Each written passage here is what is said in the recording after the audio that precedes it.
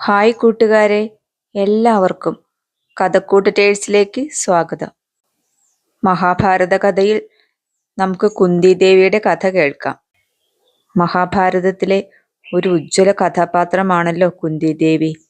കേൾവി കേട്ട പഞ്ചപാണ്ഡവരുടെ മാതാവ്. യാദവ വംശത്തിലെ പ്രസിദ്ധനായ വസുദേവന്റെ പിതാവായ ശൂരസേനനും പിതൃഭാഗധേയനായ കുന്തിഭോജനും തമ്മിൽ ഒരു സത്യം ചെയ്യൽ നടക്കുകയുണ്ടായി. കുന്തിഭോജന് കുട്ടികൾ ഉണ്ടായിരുന്നില്ല.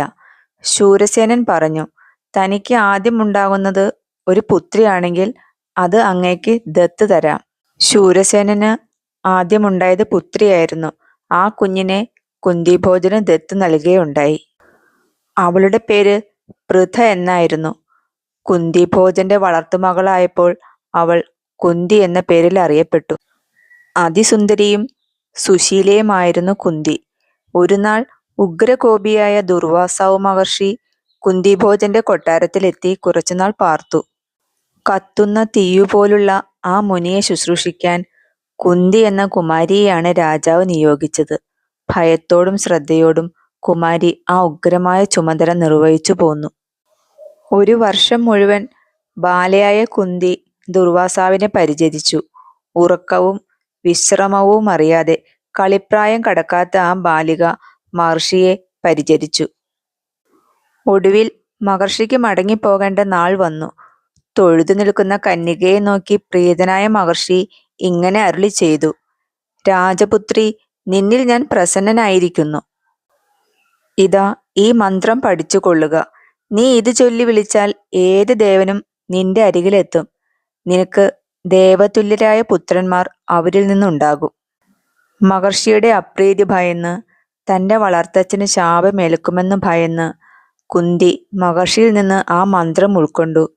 ജീവിതമെന്തെന്നറിയാത്ത ആ ബാലികയുടെ മനസ്സിൽ ആ മന്ത്രത്തിന്റെ ശക്തി എന്തെന്ന കൗതുകം ഒരു ജ്വരം പോലെ വളർന്നു. പിറ്റേന്ന് കുട്ടിയായ കുന്തിക്ക് ഒരു കുസൃതി തോന്നി. മുനി പഠിപ്പിച്ച മന്ത്രമൊന്ന് പ്രയോഗിച്ചു നോക്കിയാലോ, ഫലിക്കുമോയെന്നു പരീക്ഷിക്കാം. പുലരിയായിരിക്കുന്നു. കിഴക്കിന്റെ നെറുകയിൽ ബാലസൂര്യൻ തെളിഞ്ഞു നിൽക്കുന്നു.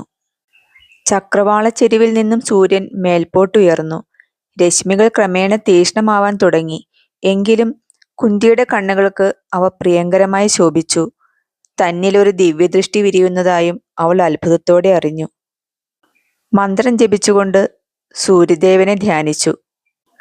പെട്ടെന്ന് വാനത്തുനിന്ന് പ്രകാശം ചൊരിഞ്ഞുകൊണ്ട് സൂര്യദേവൻ താഴേക്ക് എഴുന്നള്ളി വരുന്നത് കാണാറായി. കുന്തി ഞെട്ടിപ്പോയി. പേടിച്ച് വിറച്ച് മുഖം താഴ്ത്തി കരഞ്ഞുകൊണ്ട് അവൾ കൈകൂപ്പി നിന്നു. മുന്നിൽ വന്നു നിൽക്കുന്ന സൂര്യദേവനെ കണ്ട് ഉടൽ വിറച്ച് കരഞ്ഞ് കൈകൂപ്പിക്കൊണ്ട് ആ കന്യക ഇങ്ങനെ അപേക്ഷിച്ചു: എന്നോട് ക്ഷമിക്കണമേ. മഹർഷി നൽകിയ വരം ഒന്ന് പരീക്ഷിച്ചു നോക്കുകയായിരുന്നു ഞാൻ. ബാലയായ എൻ്റെ ചാബല്യം ക്ഷമിച്ച് തിരിച്ചു പോകണമേ. ആ മന്ത്രത്തിന്റെ ശക്തി എന്തെന്ന് സൂര്യദേവൻ വിവരിച്ചു. മന്ത്രം ഉച്ചരിച്ച് ധ്യാനിച്ചാൽ അത് ധിക്കരിക്കുവാൻ ഒരു ദേവനും ശക്തിയില്ല. ധിക്കരിച്ചാൽ ആത്മവിനാശമാണ് ഫലം. സൂര്യദേവൻ വീണ്ടും പറഞ്ഞു: ദുർവാസാവിന്റെ വരത്താൽ നിനക്ക് പുത്രനെ നൽകുവാൻ ഞാൻ വന്നിരിക്കുന്നു. വരം നിഷ്ഫലമാവുകയില്ല. നീ എന്നെ ഭയപ്പെടേണ്ട. നിനക്ക് യാതൊരു ദോഷവും സംഭവിക്കുകയില്ല. ഞാൻ നിന്നിൽ പ്രസാദിച്ചിരിക്കുന്നു.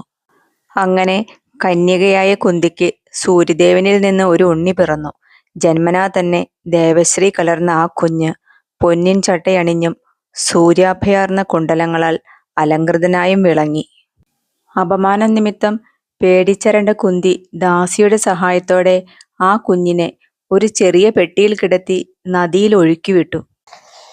നദീപ്രവാഹത്തിലൂടെ ഒഴുകി അകന്നു പോകുന്ന പാഞ്ഞുപോകുന്ന പേടകത്തെ നോക്കി നിന്നുകൊണ്ട് അവൾ വാവിട്ട് കരഞ്ഞു. അലകളിൽ ചാഞ്ചാടിക്കൊണ്ട് ഒഴുകി വരുന്ന ആ പെട്ടി കണ്ട് ആറ്റിൽ കുളിച്ചുകൊണ്ട് നിന്ന ഒരു സൂതൻ അത്ഭുതപ്പെട്ടു. നീന്തിച്ചെന്ന് പെട്ടിയെടുത്ത് തുറന്നു നോക്കിയപ്പോൾ ബാലസൂര്യനെപ്പോലെ തേജോമയനായി കവചകുണ്ടലങ്ങൾ അണിഞ്ഞ ഒരു ശിശു അതിനുള്ളിൽ സസുഖം കിടക്കുന്നു. മുകളിൽ കിരണങ്ങളാൽ അവനെ തഴുകിക്കൊണ്ട് സൂര്യദേവൻ പ്രസന്നനായി നിന്നു. ദൈവം തന്ന നിധിയെന്ന് ഉറച്ചുകൊണ്ട് സൂതൻ ആ കുഞ്ഞിനെയും എടുത്ത് തൻ്റെ കൊച്ചു വീട്ടിലേക്ക് ഓടി. ഭാര്യയായ രാധയുടെ കയ്യിൽ ആ രത്നത്തെ വച്ചു കൊടുത്തു.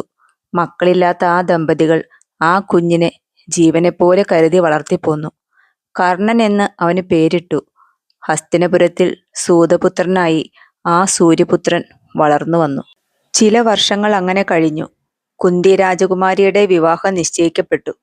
സ്വയംവര മണ്ഡപത്തിൽ കല്യാണമാലയമേന്തി രംഗത്ത് വന്ന കുന്തി രാജാക്കന്മാരുടെ കൂട്ടത്തിൽ സിംഹതുല്യനും സുന്ദരനുമായ പാണ്ഡുവിനെ കണ്ടു. പാണ്ഡുവിൽ ആകൃഷ്ടയായ രാജകുമാരി വരണമാല്യം ആ കഴുത്തിൽ ചാർത്തി. വാദ്യഘോഷവും മംഗളധ്വനിയും മുഴങ്ങി.